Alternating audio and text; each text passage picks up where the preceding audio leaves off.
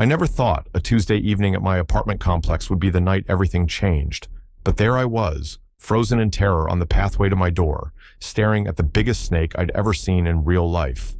My heart was hammering so hard I could feel it in my throat, and my hands were shaking as I gripped my grocery bags like they could somehow protect me. The snake was coiled right there on the concrete, maybe 6 feet long, its scales catching the amber glow from the outdoor lights. I'm talking about the kind of fear that makes your knees weak, the kind that roots you to the spot, even though every instinct is screaming at you to run. I'd lived in this complex for almost 2 years, a quiet place in the suburbs where the most exciting thing that usually happened was someone's package getting delivered to the wrong door.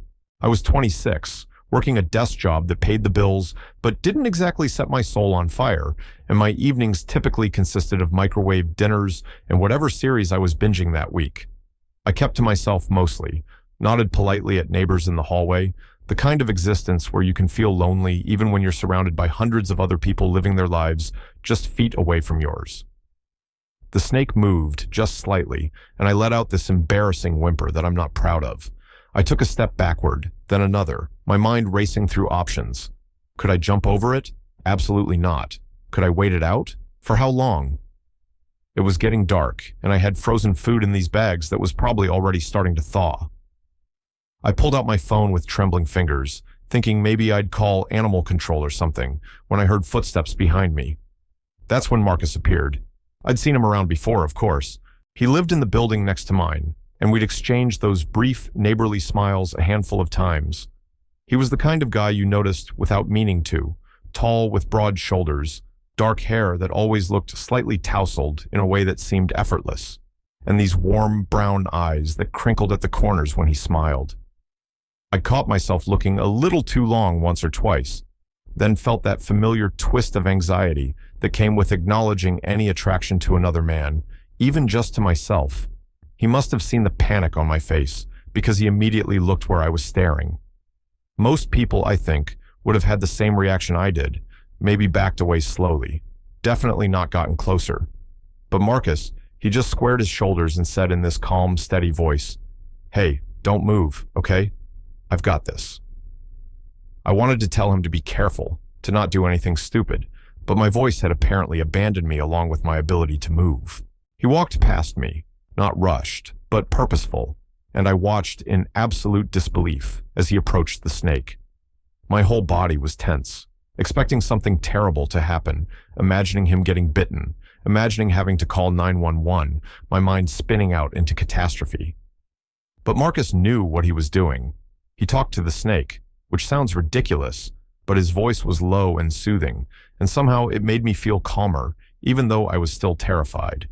He moved with this confidence that seemed almost choreographed, and before I fully processed what was happening, he'd gotten the snake to move off the pathway and into the bushes nearby. The whole thing probably took less than 3 minutes, but it felt like an eternity. When he turned back to me, brushing his hands off on his jeans, he had this slight smile on his face. "You okay?" he asked, and I realized I was still standing there frozen, grocery bags cutting circulation to my fingers from how tightly I was gripping them. Yeah, I think so," I managed, my voice coming out higher than normal. How did you? I don't even know what to say." He laughed, and it was such a genuine sound, warm and without any trace of judgment about my obvious terror. "Grew up in the country," he explained.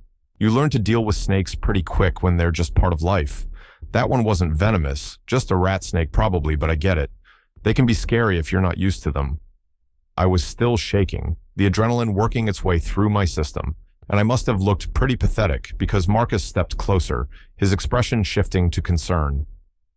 "Hey, you're really shook up. Why don't you let me help you with those bags? Make sure you get inside, okay?"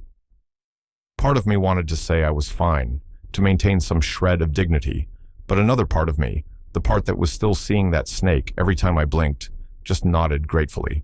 We walked to my door together, and I fumbled with my keys for an embarrassingly long time before finally getting it open.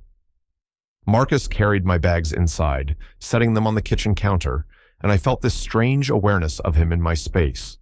This person who'd just gone from vague neighbor to someone who'd literally rescued me.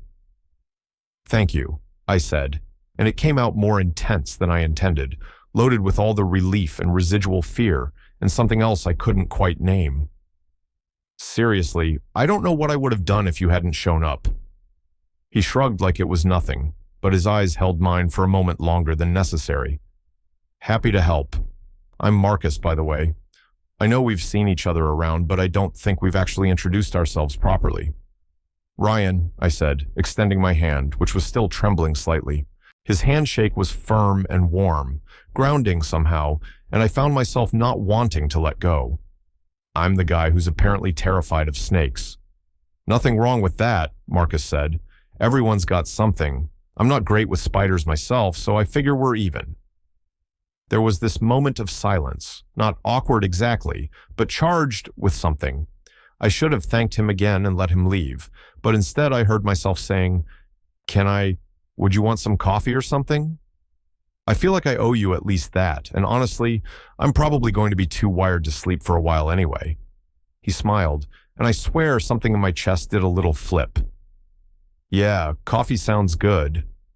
I busied myself with the coffee maker, grateful for something to do with my hands, and we fell into conversation more easily than I expected. Marcus told me about growing up on a farm in Tennessee, about moving to the city for work as a contractor, about how different everything felt here compared to the open spaces he'd known as a kid. I told him about my own background, growing up in the suburbs with parents who had very specific ideas about who I should be, about the job I didn't love but didn't hate enough to leave, about the quiet life I'd built that sometimes felt more like hiding than living. The coffee turned into an hour, then 2. We moved from the kitchen to the couch, and I found myself relaxing in a way I hadn't in months, maybe years. Marcus had this way of listening that made you feel heard, really heard, and when he talked, there was this authenticity to him that was refreshing. He didn't seem to be performing or trying to impress, just being himself, and it made me want to be more honest too. Can I tell you something? I said at one point, the words coming out before I could second-guess them. The coffee had been replaced by the beers I'd bought, and there was something about the late hour and the comfort I felt that loosened my usual filters. Of course, Marcus said, turning to face me more fully on the couch. I took a breath. I've been living in this complex for 2 years, and you're the first person I've really talked to. Like, actually talked to. And it took a snake to make it happen, which is either really funny or really sad. I can't decide which. Marcus's expression softened. Maybe it's just timing. Sometimes you meet people when you're ready to meet them, you know? Are you always this philosophical? I asked, trying to lighten the moment because something about the way he was looking at me was making my heart race again, but in a completely different way than the snake had. Only after midnight, he said with a grin. Then his expression turned more serious. But really, I'm glad we're talking now. I've noticed you around, and I don't know. I always got the sense that maybe you were dealing with something heavy. I wanted to say hi properly, but never found the right moment. The fact that he'd noticed me, had thought about me at all, sent a warmth through my chest that was both thrilling and terrifying. I guess I have been, I admitted. Dealing with heavy stuff, I mean. Trying to figure out who I am versus who everyone expected me to be. It's exhausting. Marcus nodded, like he understood exactly what I meant. I get that. I really do. It took me a long time to stop living for other people's approval and start living for myself. Still working on it, honestly. There was something in the way he said it, a weight to the words that suggested shared experience, and I felt this surge of courage I didn't know I had. Can I ask you something personal? Shoot. Do you... Phew, I fumbled over the words, then forced myself to just say it. Are you gay? The question hung in the air between us, and for a second I wanted to take it back, to laugh it off as the beer talking, but Marcus didn't look uncomfortable or offended. He just smiled, soft and a little sad, and said, Yeah, I am. Is that okay? It's more than okay, I said, my voice barely above a whisper. I think I might be too. Or I am. I am gay. I've never actually said that out loud to another person before. The relief that flooded through me at finally saying those words was overwhelming. I felt tears prick at my eyes, which was embarrassing, but Marcus just reached over and squeezed my shoulder, solid and reassuring. That's a big step, he said. How does it feel? Terrifying, I admitted with a shaky laugh, but also kind of amazing. Like I've been holding my breath for years and just now remembered how to exhale. It gets easier, Marcus said. Not easy necessarily, but easier. And for what it's worth, I think you're pretty brave. I was literally frozen in fear over a snake an hour ago, I pointed out. Different kind of courage, he said. Being honest about who you are, especially after hiding it for so long, that takes real strength. We talked until almost 3 a.m, the conversation flowing from coming out stories to dreams we put on hold to the strange vulnerability of late-night honesty. At some point, we'd shifted closer together on the couch, and I was hyper-aware of every place our bodies almost touched, the space between us charged with possibility. I should probably go, Marcus said eventually, though he didn't move. Let you get some sleep.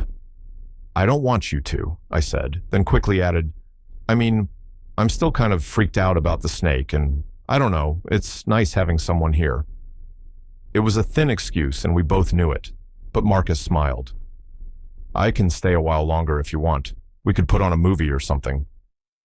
We ended up watching some action film neither of us paid much attention to, and somewhere in the middle of it, I felt Marcus's arm settle along the back of the couch behind me. My heart was pounding again, but this time I leaned into it, literally, letting myself rest against his side. He was warm and solid, and being close to him felt like the most natural thing in the world. Is this okay? I whispered, not wanting to break whatever spell we were under. Yeah, Marcus said, his voice low and warm. This is really okay. I must have dozed off, because the next thing I knew, early morning light was filtering through my windows, and I was curled against Marcus on the couch, his arm around me, his breathing deep and even. For a moment, I just lay there, not wanting to move, not wanting to break the peace of it. This was the first time I'd ever woken up close to another man, the first time I'd let myself have this, and it felt both monumental and perfectly ordinary at the same time. Marcus stirred, and I felt him tense slightly as he woke up and realized our position. Hey, he said softly. Sorry, I didn't mean to fall asleep. Don't be sorry, I said, pulling back just enough to look at him. In the morning light, with his hair messed up and his eyes still sleepy, he was beautiful. I'm glad you stayed. There was this moment where we just looked at each other, and I could feel the question in the air between us, the possibility. My whole life I'd been careful, controlled, never taking risks when it came to matters of the heart. But something about Marcus, about the way he'd shown up when I needed someone, about the easy honesty between us, made me want to be brave. Can I kiss you? I asked, my voice shaking but determined. Marcus's answer was to close the distance between us, his lips meeting mine in a kiss that was gentle and sure and perfect. It was my first kiss with a man, my first real kiss with anyone in years, and I felt like I was finally living in my own life, instead of watching it from the outside. When we pulled apart, both of us were smiling. I've wanted to do that since we sat down with coffee, Marcus admitted. Really? I asked, still not quite believing this was happening. Really? You have no idea how hard it was to focus on conversation when all I could think about was how much I wanted to kiss you. We spent the rest of the morning together, making breakfast and talking more, stealing kisses in between. It felt easy and right, in a way nothing else in my life had felt in a long time. When Marcus finally had to leave to get ready for work, we stood at my door, neither of us quite ready to say goodbye. Can I see you again? He asked. Like, on purpose this time, not just because of wildlife emergencies? I laughed. I would really like that. Though I have to say, the snake thing was a pretty memorable first encounter. Glad I could make an impression, Marcus said with a grin. He kissed me again, soft and sweet, then pulled back. How about dinner tomorrow? Somewhere nice, like an actual date. A date, I repeated, testing out the word. Yeah, I'd love that. After he left, I found myself just standing in my apartment, still processing everything that had happened. Less than 12 hours ago, I'd been frozen in fear on a pathway, and now I'd come out, had my first kiss with a man, and had a date planned. It was overwhelming in the best possible way. I called in sick to work, which I never did, and spent the day in a kind of daze, replaying every moment, every word, every touch. I kept thinking about how terrified I'd been of that snake, how my whole body had locked up with fear, and how I'd been living like that for years, paralyzed by fear of being seen, of being rejected, of being myself. It had taken Marcus's calm courage in the face of my panic to show me what it looked like to face fear head on. That evening, he texted me. Still thinking about this morning. Can't wait for tomorrow. Also, no snake sightings today, just so you know. I smiled at my phone like an idiot. Me too. And thank God, I don't think my heart could take another reptile encounter. If there is one, I'll protect you. That's kind of my thing now, apparently. Our date the next night was everything a first date should be. Marcus picked me up, and we went to this Italian restaurant downtown, the kind with candlelight and good wine and food that actually tasted like something. We talked for hours again, but this time there was no pretense, no careful dancing around the truth. I told him about my family, about how I hadn't spoken to my parents in months because I couldn't keep pretending to be someone I wasn't, even if I hadn't been ready to tell them why. He told me about his own coming out, about losing some friends but gaining others, about building a life that was authentically his. Do you ever regret it? I asked. Being out, I mean. Do you ever wish you could just go back to when things were simpler? Marcus considered this, twirling his wine glass. No, he said finally, because it wasn't actually simpler. It was just smaller. And I was dying in that smallness, even if I didn't realize it at the time.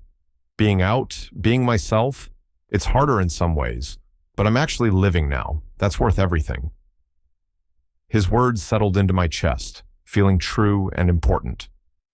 I want that, I said. I want to actually live. You're already doing it, Marcus said, reaching across the table to take my hand. You're here, aren't you? Being honest, being brave, being yourself. That's living.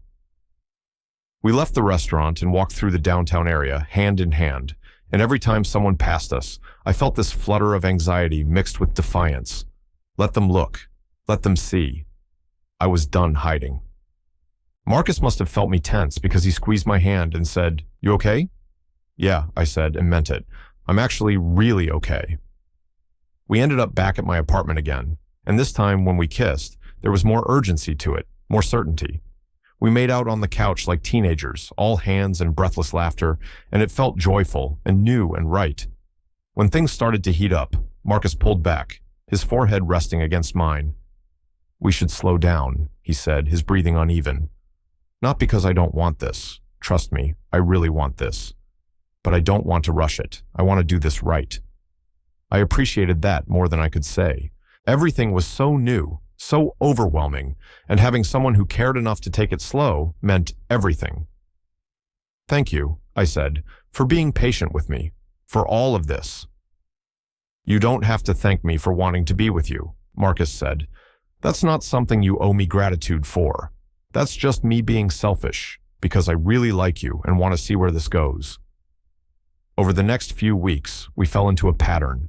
Marcus would come over after work, or I'd go to his place, and we'd cook dinner together, watch movies, talk until late. We went on actual dates, held hands in public, kissed goodnight at my door. It was a relationship, a real relationship, and I was happier than I'd been in years. But I was also scared. The more I cared about Marcus, the more I had to lose, and old fears kept creeping in. What if this didn't last? What if I was too inexperienced, too damaged, too much of a mess? What if he realized I wasn't worth the effort? One night, about a month into dating, I was particularly quiet, lost in my own anxiety spiral. Marcus noticed, because of course he did. "Hey," he said gently, turning down the TV. "Where'd you go? You've been somewhere else all evening." I wanted to brush it off, to say I was fine, but we'd built this relationship on honesty. "I'm scared," I admitted, "of this, of us, of how much I care about you. I keep waiting for something to go wrong." Marcus moved closer, taking my hands in his. "Ryan, I can't promise that nothing will ever go wrong. That's not how life works. But I can promise that I'm here, that I care about you, and that I'm not going anywhere unless you want me to. You don't have to be perfect. You just have to be you." "What if that's not enough?" I asked, voicing my deepest fear. It's more than enough, Marcus said firmly. You're more than enough. And I need you to start believing that, because watching you doubt yourself breaks my heart. I kissed him then, pouring all my gratitude and fear and hope into it. When we pulled apart, I said, I'm falling for you. I think I have been since that first night with the snake. Marcus smiled, that warm, genuine smile that made my heart skip. Good, because I'm already gone. Fell for you the moment you looked at me with those terrified eyes and let me help you. We made love that night, slow and tender and perfect.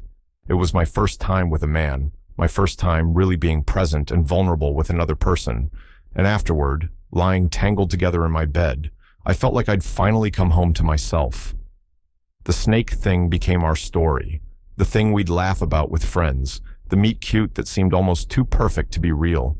Marcus would joke that he should thank that snake for giving him an excuse to talk to me, and I'd counter that I'd been traumatized enough without owing the reptile any gratitude. But privately, alone in the quiet moments, I did feel grateful. Grateful for the fear that had frozen me, for the courage Marcus had shown, for the conversation that had followed, for every moment that had led me here. Sometimes it takes being confronted by something that scares you to realize you've been living in fear all along. Sometimes it takes someone else's bravery to show you what courage looks like. I still think about that night sometimes, standing on the pathway with my heart pounding, certain I couldn't move forward. And then Marcus appeared, calm and capable, showing me that fear doesn't have to be the end of the story. It can be the beginning. Total_char_count, 24,847.